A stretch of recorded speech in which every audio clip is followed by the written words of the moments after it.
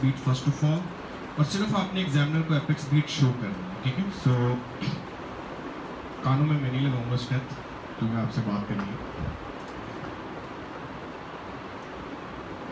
सो आपने सबसे पहला काम ये करना है कि आपने you have to place the diaphragm on the mitral area and make sure thumb should be placed on the rotate. अब थंब जो आपने प्लेस करना है उसके लिए याद रखिए, मरीज अगर लेटा हुआ होगा तो ये स्टेनोक्लीडोमास्टाइड आ रहा है, ठीक है।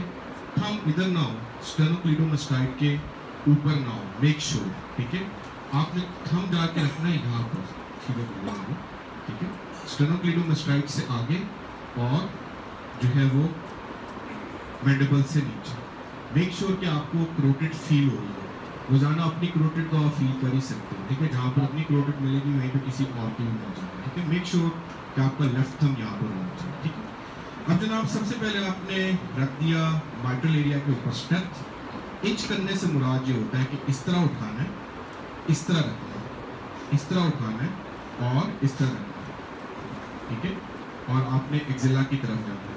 इनसे मुराद यूँ घसीटना नहीं होता, आपने यूँ उठा के इस तरह रखना है और फिर इस तरह रखना है। You have to move towards the axilla.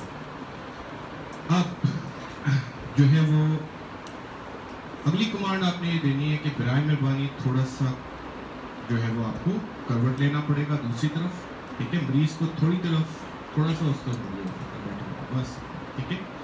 आपने उसके बाद एक दफ़ा दोबारा से एपेक्स बीट पल्पेट करना है, ठीक है। और पल्पेट करने के बाद आपने फिर बेल को ऑन करना है, ठीक है।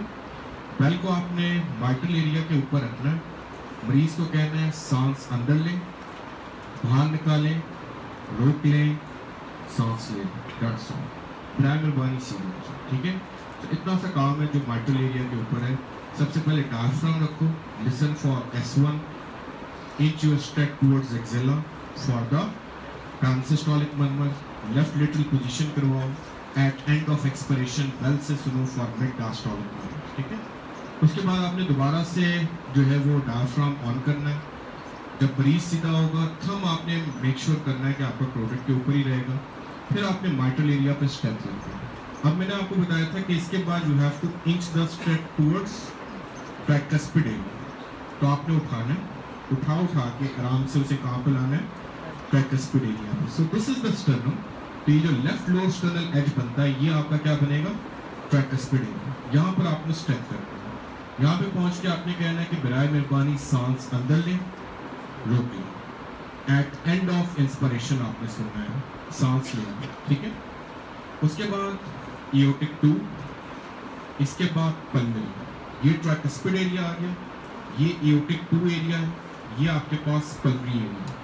पल्मोनरी एरिया के बाद you will come to the aortic. Make sure कि स्टेप स्टर्नम के ऊपर ना हो, ठीक है। सो आपको पता होना चाहिए कि यहाँ पर पल्मोनरी है तो यहाँ पर एओर्टिक एरिया। एग्जामिनर आपकी ये टेक्निक देख रहा होगा, मेक श्योर कि आप सही एरियाज के ऊपर स्टेप रख रहे हो, ठीक है। लास्ट में आपने रेडिएशन सुननी है। रेडिएशन आप डायफ्राम से भी सुन सकते हो, बेल से भी सुन सकते हो, दोनों चीज़ों से रेडिएशन मिल सकती है, ठीक है। उसके बाद जब आपने उठा के बिठाना है तो उठा के बिठाने के बाद आपने जो है वो सबसे पहले पल्मोनरी एरिया पे फिर दोबारा स्टेप रखनी है।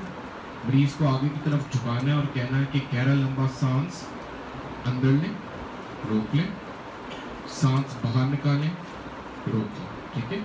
सांस अंदर लें, रोक लें on the pulmonary area, at end of inspiration सांस बाहर निकालें, at end of expiration on aortic area, ठीक है। सो ये तमाम चीज़ें, so you need to practice it with the time. So साथ साथ जो है ये होती चली जाएगी। सो आ जाओ, कौन आएगा।